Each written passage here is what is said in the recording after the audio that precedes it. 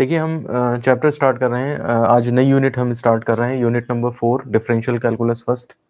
और इसमें chapter number 14 है। पहला चैप्टर जो इस यूनिट का है वो आपका फंक्शंस है, फलन के बारे में है।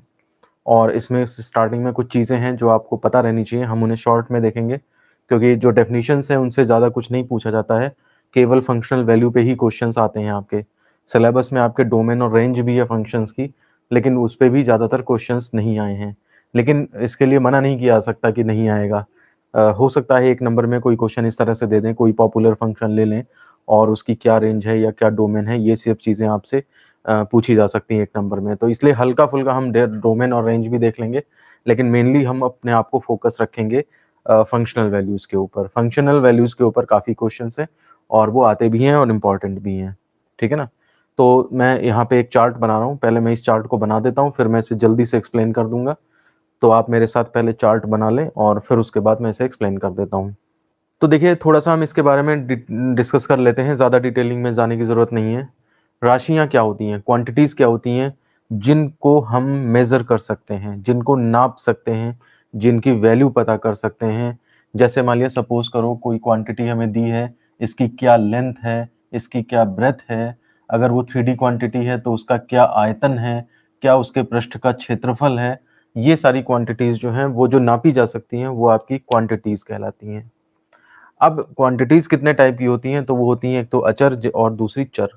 अचर राशियां क्या होती हैं, जिनकी वैल्यू कांस्टेंट रहे, तो वो आपकी अचर राशियां कहलाती हैं।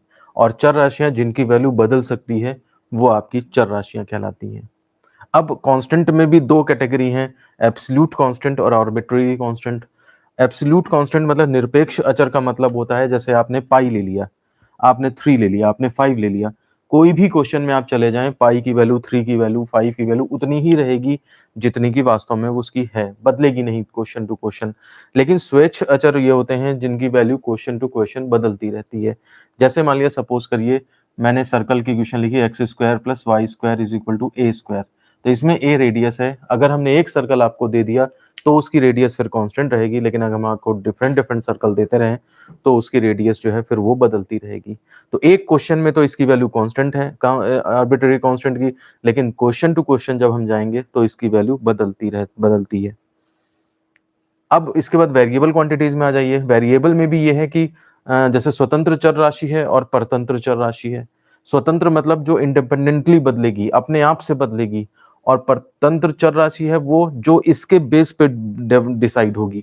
जैसे मान लिया सपोज करिए मैंने लिखा क्यूबॉइड का आयतन v equal to pi R square H है।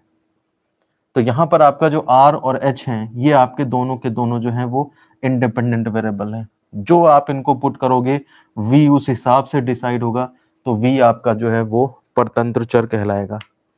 तो ये इनका परतंत्र है, जो ये चाहेंगे वो वैल्यू निकाल के v ले लेगा। ऐसा नहीं हो सकता कि r और h को पुट करके v कोई अलग मान ले ले। जो इनको रख करके कैलकुलेट होकर के आता होगा उतना ही वॉल्यूम की वैल्यू होगी जा करके। तो अचर राशियां क्या होती हैं, चर राशियां क्या होती हैं, ये हमने थोड़ा सा देख लिया इसके बारे में। क्योंकि हमें फंक्शन पढ़ना है और आगे हम देखेंगे कि फंक्शन जो है वो स्वतंत्र और परतंत्र चर राशियों का ही कॉम्बिनेशन, एक तरह से कोई रिलेशन होता है उनके बीच में। और बाकी ये कांस्टेंट तो कहीं भी लगाए जा सकते हैं। तो इसलिए सबकी जरूरत हमें पढ़ने वाली है। तो इसलिए एक इंट्रोडक्शन टाइप का ये है आपके लिए कि हाँ भाई क्या क्या चीजें कैसे कैसे होती हैं, वो आप जान लें इस चीज को। ठीक है ना। स्वतंत्र चर राशियों को जैसे x से शो कर लेते हैं, परतंत्र चर राशियों को ज्यादातर y से शो कर लेते हैं। और बाकी आप ऐसा कोई जरूरी भी नहीं है कि आप x y करें। आप वो बता सकते हैं क्वेश्चन में कि अगर ये दो स्वतंत्र चर राशियां हैं तो ये परतंत्र है, ये इनके ऊपर डिपेंड करा तो ये इतना इतना इस तरह से इंडिकेट कर देंगे। तो ऐसी कोई कहीं वो नहीं है हार्ड एंड फास्ट कि x को ही स्वतंत्र मानना है, y को परतंत्र मानना है। इन जनरल बात करते हैं तो x को स्वतंत्र चर और y को परतंत्र चर बात कर लेते हैं। देखिए अब हम नेक्स्ट टॉपिक पे चलते हैं। फलन क्या होता है, फंक्शन क्या होता है, वैल्यू ऑफ ए फंक्शन, फलन का मान क्या होता है, इसे फंक्शनल वैल्यू भी बोलते हैं कभी कभी। और फिर उसके बाद फलनों की संक्रियाएं, कौन कौन से ऑपरेशंस हैं जो फंक्शंस पे अप्लाई किए जा सकते हैं। इस चीज को ध्यान से समझिए क्योंकि एक्सरसाइज में जितने भी क्वेश्चन है इस चैप्टर में सारे के सारे इन्हीं कंसेप्ट पे बेस्ड हैं। देखिए फलन क्या होता है, सबसे पहली बात तो आपके पास एक स्वतंत्र चर राशि है। सपोज करिए स्वतंत्र चर आपने x ले लिया, एक आपने परतंत्र चर ले लिया। ये ले लिया, चलिए y ले लिया, और मान लिया जब सपोज ये y जो है वो इसके हिसाब से ये वैल्यू ले रहा है।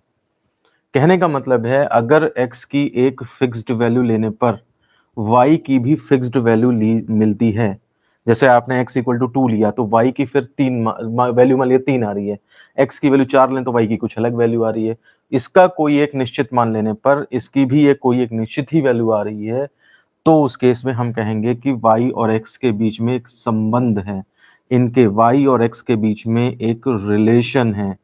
ठीक है ना, रिलेशन भी एक अलग चैप्टर बनता है, लेकिन हमारे पास चूंकि फंक्शन है तो हम ये भी कह सकते हैं कि y जो है वो x का फलन है। ठीक है ना, मतलब फलन का मतलब ये हो गया कि इसके ऊपर x के ऊपर कोई चीज अप्लाई की जाए, कुछ भी अप्लाई किया जाए, वो चीज बताया जाएगा आपको, तो आपको y मिलेगा। और इस चीज को हम लिखेंगे, सिंबॉलिकली लिखते हैं, सिंबॉलिकली इसको लिखते हैं इस तरह, y is equal to F X से, इस तरह से लिखते हैं। इसका मतलब ये कोई फॉर्मूला नहीं है कि आपने कहा कि x इसमें पुट करो तो y कैसे पता लगेगा, इससे कुछ नहीं पता लगेगा। ये केवल उसको कहने का तरीका है कि y और x जो है वो आपस में कनेक्टेड हैं। अब किस रूल से कनेक्टेड है वो जब दिया जाएगा, जैसे इसके एग्जाम्पल में मैं लिखता हूं y is equal to 2x plus 3। इसका मतलब यह है कि x से जो है वो y कैसे निकलेगा, तो x से y तब निकलेगा जब x की वैल्यू में आप 2 से मल्टीप्लाई करोगे और फिर उसमें 3 ऐड करोगे, तब जाकर के आपको y मिलेगा। तो x और y में क्या संबंध है, संबंध यही है कि x में 2 से मल्टीप्लाई करने पर और फिर 3 जोड़ने पर आपको y प्राप्त होता है। जैसे मान लिया सपोज करिए ये इसके चाचा के मामा के लड़के का बेटा, ये इस तरह से नहीं संबंध होते हैं जैसे, तो वैसे ये है कि x के दुगने का में 3 जोड़ के तब आपको y मिलेगा जा करके। तो वही चीज है कि x और y का क्या संबंध है। दूसरा कोई संबंध ले लीजिए, y is equal to x square. इसका मतलब ये हुआ कि जब हम x का स्क्वायर करेंगे तो हमें y मिलेगा। तो x और y के बीच में ये फंक्शन है, ये फलन है, ये रिलेशन है इनके बीच में। तो रिलेशन जो है वो सिंबॉलिकली इस तरह से रिप्रेजेंट करते हैं, और फिर उसके तरीके तो कई सारे होते हैं, वो तो चाहे जितना आप कॉम्प्लिकेटेड बनाते जाओ, चाहे जितना आसान बनाते जाओ, साइन लगा लो, कॉस लगा लो, टेन लगा लो, लॉग लगा लो, ई टू द पावर कर लो, कुछ जितना मर्जी आप इसको वो कॉम्प्लिकेटेड करना चाहो वो कर लो, लेकिन मतलब वही है कि y जो है वो x का फंक्शन है, यानी कि y और x का आपस में संबंध है, y और x आपस में रिलेटेड है। अब जैसे मान लीजिए सपोज करिए एक क्वेश्चन में आपको एक क्वेश्चन में 2 या 3 फंक्शंस की जरूरत पड़ रही है, तो आप इस तरह भी लिख सकते हो y is equal to phi X, ठीक है ना, y is equal to psi X, दूसरे इस तरह के फंक्शंस भी, या f है g कर लीजिए y is equal to G X, ये एक नया रिलेशन हो गया y और x के बीच में। तो अगर हमें एक ही क्वेश्चन में 2-3 तरीकों की जरूरत, 2-3 तरह के रिलेशंस की जरूरत पड़ती है, तो फिर उस केस में हम नए नए सिंबल्स जो हैं वो यूज कर सकते हैं। अब ये बात है कि जैसे एक ही क्वेश्चन में x का रिलेशन y से है, तो फिर x का y से रिलेशन कुछ और नहीं हो सकता, फिर तो ये y dash, y double dash, या y1, y2, y3 इस तरह से होंगे। ठीक है ना, x के ऊपर कोई और फंक्शन अप्लाई करोगे तो फिर आपका y कुछ और निकलेगा। एक ही क्वेश्चन की अगर बात करें, अलग अलग क्वेश्चन है तो फिर फंक्शन अलग अलग हो जाएगा, उसकी कोई प्रॉब्लम नहीं है। ठीक है, अब आती है बात फंक्शन का मान, value of a function. Value of function का मतलब है अगर हमारे पास y is equal to F X एक फंक्शन दिया है, ठीक है ना, तो अगर हम कहें इस फंक्शन की वैल्यू निकालनी है आपको, तो आपको देना पड़ेगा कि किस पॉइंट पे निकालनी है। ठीक है ना, तो x इक्वल टू ए पर फलन का मान, फलन का मान, या फिर ये कह लो कि आप फंक्शनल वैल्यू, या फिर कह लो y का मान, कुछ भी कह लो, ये आप कैसे निकलेगा, एफ एक्स में x इक्वल टू ए रखने पर प्राप्त होता है। कहने का मतलब है y is equal to F X अगर दिया है और आपको x इक्वल टू ए पे उसकी वैल्यू चाहिए है, तो आप उसमें x की जगह पर a रख देंगे। इसको एक एग्जांपल से समझते हैं। y इज इक्वल टू मैंने यही ले लिया, सपोज 2x प्लस 3। अब मुझे फंक्शन की वैल्यू, या y लिखो, देखिए या तो y लिखो इसको, या फिर ऐसे भी लिख सकते हो F X is equal to 2x plus 3। Question इस तरह भी दे सकते हैं, क्वेश्चन इस तरह भी दे सकते हैं। अब आप ये मत सोचना y अलग चीज है, एफ एक्स अलग चीज है, actually y F X y equal to ही एफ एक्स है। तो आपको ये दे दें, ये इसमें क्या बता रहे हैं, x का y से कनेक्शन है, ये चीज, और इसमें क्या बता रहे हैं, x से एफ एक्स मिल सकता है, एफ एक्स भी तो y का ही रूप है। तो कहने का मतलब दोनों का एक ही चीजें हैं, कहने का तरीका अलग अलग है। एक ही सिक्के के दो पहलू हैं ये, इधर से देखो तो ये, उधर से देखो तो ये। अब मुझे x इक्वल टू 3 पे चाहिए, तो एट x इक्वल टू 3 पे अगर हम y निकालें तो कितना आ जाएगा, तो 3 इसकी जगह रख दोगे, 2 इंटू 3 प्लस 3, 3 दूना 6, 3 9। इसमें भी क्या करोगे, x equal to at x equal to 3 अगर हम देखें तो f3 इक्वल टू, इसमें देखो साफ साफ दिख भी रहा है कि हाँ भाई f की जगह 3 रख दिया, तो functional value at x equal to 3, f3 का मतलब 3 पर फंक्शन की कितनी वैल्यू है, तो ये 2 इंटू 3 प्लस 3, x की जगह 3 रख दिया और ये 9 इस तरह से आ जाएगा। तो आज के बाद ध्यान रखिएगा, चाहे y is equal to something ऐसे दिया हो एक्सप्रेशन, या फिर fx इक्वल टू एक्सप्रेशन दिया है, मतलब एक ही है। आपको सुविधा है इससे करने में तो इससे कर लीजिए, नहीं तो इसकी जगह y रख लीजिए, उससे कर लीजिए। कोई मतलब y लिखने में फिर बोला जाता है कि y function y at x equal to 3, और इसमें क्या होता है, इसमें सीधे पता लग जाता है, उसी में लिखा हुआ दिख जाता है कि हाँ भाई 3 पे वैल्यू निकाली है। अब आ जाइए इसमें ऑपरेशंस ऑन फंक्शंस, कौन कौन से ऑपरेशंस इस पे हो सकते हैं। तो बेसिक ऑपरेशंस जो फंक्शन पे हो सकते हैं, पहला है उनका योग व घटाना। आप चाहें तो दो फंक्शन लीजिए और उन दोनों फंक्शंस को प्लस कर दीजिए, चाहे माइनस कर दीजिए, और उनको फिर x पे अप्लाई कर दीजिए, ठीक है ना। तो x ऑपरेट, ये देखिए मतलब एक ऑपरेटर है और ये ऑपरेंड है, इसके ऊपर अप्लाई हो रहे हैं ये, तो ये जो है x दोनों पे अप्लाई हो जाएगा, ये हो जाएगा fx प्लस माइनस gx। कहने का मतलब है दो फंक्शंस का सम एक वेरिएबल पे अप्लाई हो रहा है, इंडिपेंडेंट वेरिएबल पे अप्लाई हो रहा है, तो आप उस x को दोनों के साथ सेपरेट लगा सकते हैं। ये काम प्लस के लिए भी हो सकता है और ये काम माइनस के लिए भी हो सकता है। तो दो फंक्शंस का सम या डिफरेंस अगर किसी वेरिएबल पे ऑपरेट हो रहा है, तो वो वेरिएबल दोनों पे अलग अलग, आप ऐसे कह लो ये फंक्शंस सेपरेट हो जाएंगे अलग अलग, मतलब इस पे चले जाएंगे, या वेरिएबल आकर के इन दोनों के साथ लग जाएगा, और बाकी आगे फिर वैल्यू निकालनी है वो निकाल सकते हैं आप, जो भी निकालनी है। दूसरा है गुणन, मतलब अगर f और g मल्टीप्लाई हैं और फिर वो x पे अप्लाई हो गए, एफ जी ऑफ एक्स, तो ये अलग अलग दोनों पे मल्टीप्लाई में भी ऑपरेट हो जाते हैं, यानी कि f g into g x, f x into g x, sorry f x into g x, इसे लिख सकते हो आप।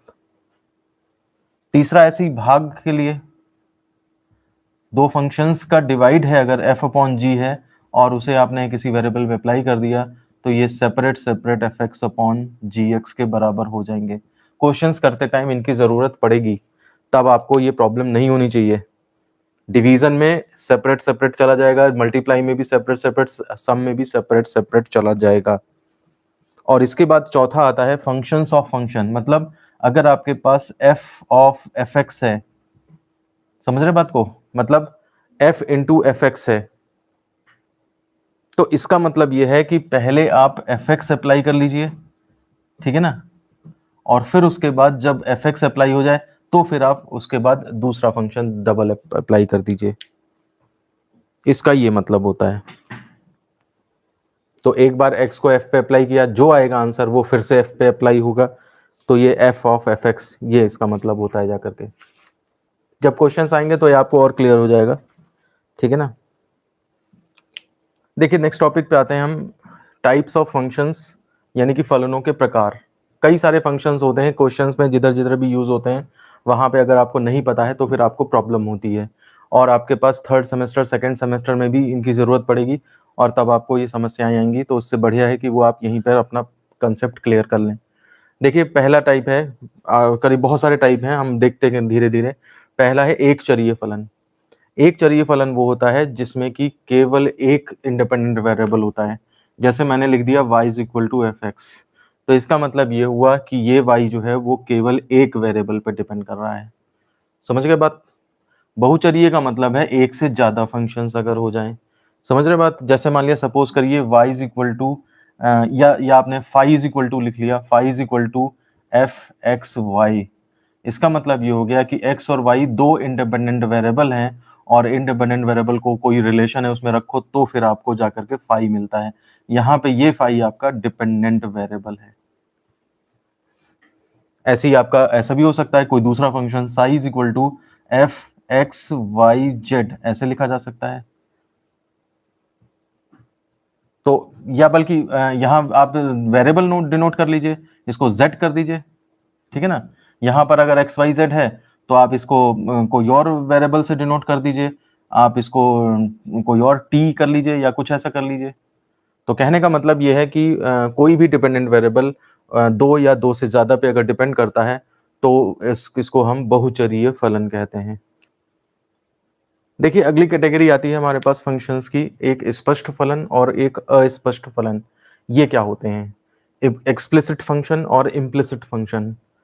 एक्सप्लिसिट फंक्शन का मतलब होता है कि डिपेंडेंट और इंडिपेंडेंट बिल्कुल क्लियर आपके अलग अलग इक्वल टू के इधर उधर होंगे, ठीक है ना। जैसे मान लिया सपोज करिए हमने लिख दिया y is equal to sine X, तो आपका x बिल्कुल अलग हो गया, y अलग हो गया, बिल्कुल क्लियर अलग अलग हैं, तो इसको हम स्पष्ट फलन बोलते हैं, एक्सप्लिसिट फंक्शन। और अस्पष्ट फलन क्या होता है कि आप इसमें पता तो है आपको, जैसे आपने लिख दिया y is equal to F X where, और अब आप लिख रहे हो y is equal to sine X plus Y. समझ रहे बात को? इसमें देखिए ध्यान से क्या बात है, y इज इक्वल टू केवल साइन एक्स नहीं है, साइन एक्स प्लस वाई कर दिया मैंने, अब y उसके अंदर भी घुस गया है जाकर के। तो आपका क्लियर कट y एक तरफ नहीं हो पा रहा है और साइन x एक तरफ नहीं हो पा रहा है, आप अलग भी नहीं कर सकते, तो इस तरह का फंक्शन आपका अस्पष्ट फलन कहलाएगा, इम्प्लिसिट फंक्शन कहलाएगा। ये आपका एक्सप्लिसिट फंक्शन होगा। तो जब ऐसी चीजें आ जाती हैं हमारे पास तो उसके लिए फिर स्पेशल तरीके इस्तेमाल करने पड़ते हैं, तब जाके ऐसी सिचुएशंस को हैंडल करा जाता है। तो आपको पता होना चाहिए कि हाँ भाई किस किस तरह के फंक्शन है। जैसे एकदम से कहीं पे किसी क्वेश्चन में लिख देगा, मैथमेटिक्स की किसी और ब्रांच में भी हो सकता है कि ये इसका इम्प्लिसिट फंक्शन है, या हेडिंग पड़ी होगी इम्प्लिसिट फंक्शंस के केस में ये काम कैसे करेंगे, तो आपको अब पता ही नहीं है कि इम्प्लिसिट फंक्शन क्या होता है, तो फिर आप प्रॉब्लम फील करोगे वहां पे। अगला टाइप आता है हमारे पास सम फलन और विषम फलन। Even functions and odd functions क्या होते हैं? तो देखिए सम फलन का मतलब वो नहीं है कि दो से डिवाइड हो जाए तो सम, और एक दो से ना डिवाइड हो तो विषम, वो चीज नहीं है यहाँ पे। फंक्शन विषम, विषम का मतलब है अगर आपने एफ एक्स में माइनस एक्स रखा और फिर से आपका एफ एक्स आ जाए, ठीक है ना। यदि y is equal to F X एक फंक्शन है, इस प्रकार है, ये फंक्शन ऐसा है कि ऐसा हो, तो एफ एक्स को सम फलन कहते हैं। सम फलन कहते हैं, ठीक है ना। जैसे मान लिया मैं एग्जांपल देता हूं, y is equal to cos X, ये है आपका y is equal to F X is equal to cos X, ये फंक्शन दिया है आपको F X equal to cos X. अब आप इसमें देखिए f माइनस एक्स अगर निकालिए तो f माइनस एक्स करके वही हमारा एफ एक्स आ जाए तो ये सम होगा। तो देखिए f माइनस एक्स रखिए, तो इसका मतलब जहां पे x है वहां माइनस एक्स रख दूं, यानी कि कॉस ऑफ माइनस एक्स हो गया।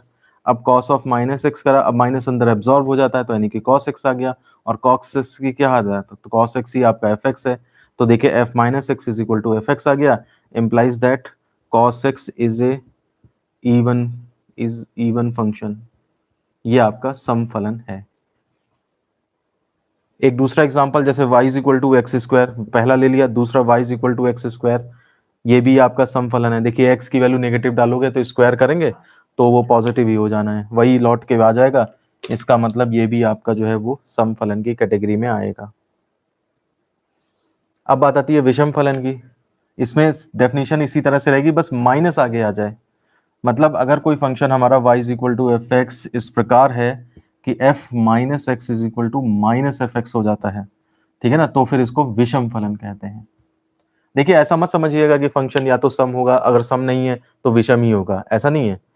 अगर माइनस बाहर आ जाए तब वो विषम कहलाएगा, अगर माइनस नहीं अंदर बाहर आ पाता है, कुछ और बन जाता है, तो फिर हम उसे कुछ नहीं कहेंगे, उसकी कैटेगरी अलग है। तो इसका मतलब ये मत समझिएगा ये नहीं है तो ये होगा, या ये नहीं है तो ये होगा, ठीक है ना। चेक करना है, अगर आपको सम या विषम, आपने पता लगा विषम चेक करना था, आपने सम चेक किया, सम नहीं आया, तो जरूरी नहीं कि विषम भी हो सकता ना हो। विषम की कंडीशन अलग अप्लाई करनी पड़ेगी और सम की अलग कंडीशन अलग अलग अप्लाई करनी पड़ेगी।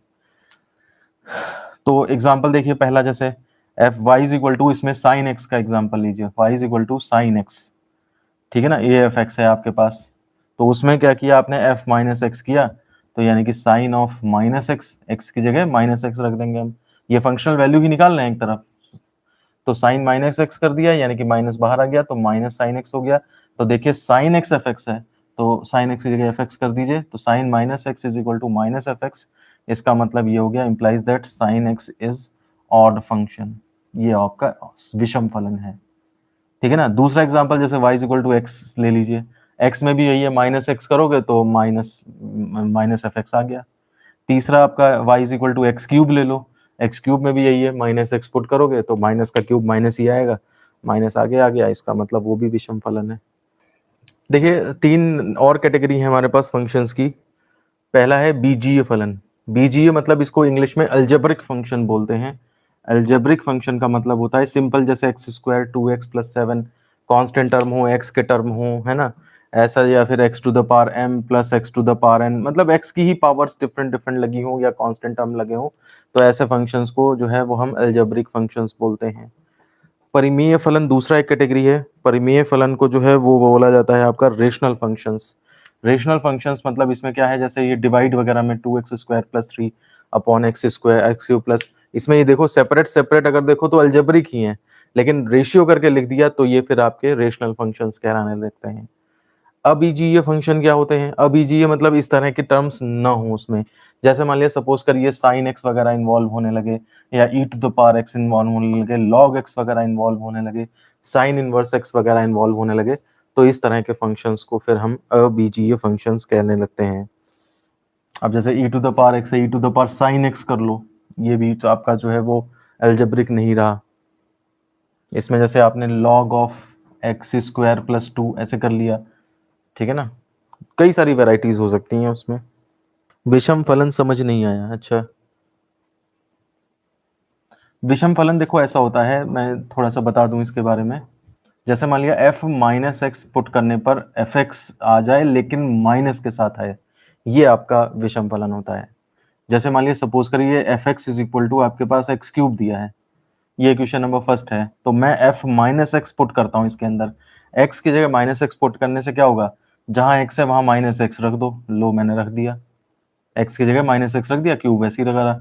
अब देखो माइनस का क्यूब करोगे तो -x³, ये सॉल्व हो गया। या x³ की वैल्यू आप देखो एफ एक्स है, वो रख दो, तो माइनस एफ एक्स रख दिया आपने। तो अब लेफ्ट में क्या आ रहा है देखिए, f माइनस एक्स पुट करने पे माइनस ऑफ एफ एक्स आ रहा है, ये कंडीशन सेटिस्फाई हो गई।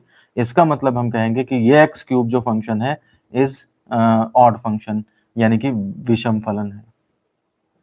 तो ऐसे फंक्शंस जिसमें x की जगह माइनस एक्स रखने पर वो माइनस साफ साफ बाहर निकल आता है और आगे उसका पूरा वही का वही फंक्शन रिपीट कर जाता है, तो ऐसे फलनों को हम विषम फलन कहते हैं। देखिए दो टाइप हमारे पास और आ रहे हैं। 10वां है आवर्ती फलन और दूसरा है फलन का फलन। आवर्ती फलन को इंग्लिश में पीरियोडिक फंक्शन बोलते हैं और फलन का फलन को फंक्शन ऑफ ए फंक्शन बोलते हैं। आवर्ती फलन का मतलब ये होता है कि कुछ पर्टिकुलर वैल्यू के बाद वापस से फिर फंक्शन की वैल्यू वही हो जाए।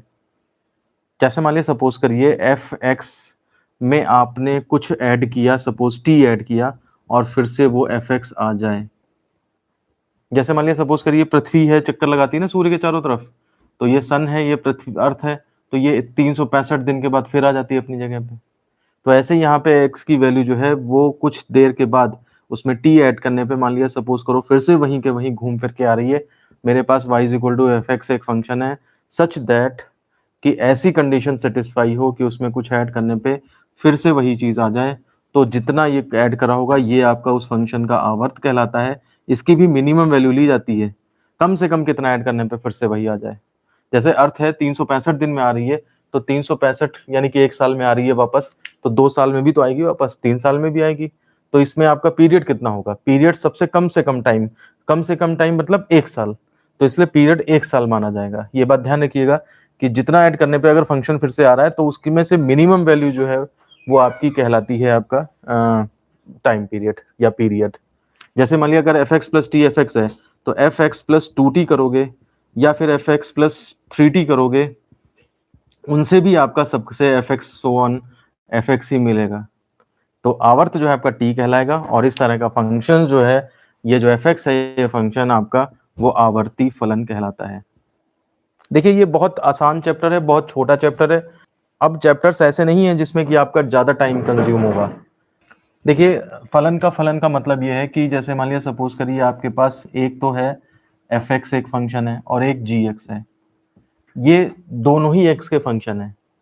मतलब आप ये समझ लीजिए कि एफ एक्स इक्वल टू जैसे आपको 2x+3 दे दिया and g x is equal to x square दे दिया। x के ही दोनों फंक्शन है, बस इसका नेचर ये है कि x में दो जो मल्टीप्लाई करने पे 3 जोड़ने पे आपको वैल्यू मिलती है और उसमें केवल स्क्वायर करने से वैल्यू मिल जाती है। तो अगर x के ही दो फंक्शन आपके पास एफ एक्स और जी एक्स हैं, तो अगर आप इसमें f ऑफ जी एक्स निकालो, समझ में आ रहा है मैं क्या बोलना चाह रहा हूं? f ऑफ जी एक्स निकालो, इसका मतलब ये हुआ जा करके कि इसके अंदर आप ये एक्स स्क्वायर डाल दोगे जा करके, यानी कि ये जाके आपका बनेगा कितना, एफ एक्स स्क्वायर बनेगा। और फिर उसको सॉल्व करोगे तो इसमें एफ कैसे सॉल्व होता है, 2x+3, तो यानी कि x2 ऑफ एक्स स्क्वायर, जहां जहां x है वहां पे ये कर दिया और इस तरह से जो सॉल्व होके आएगा।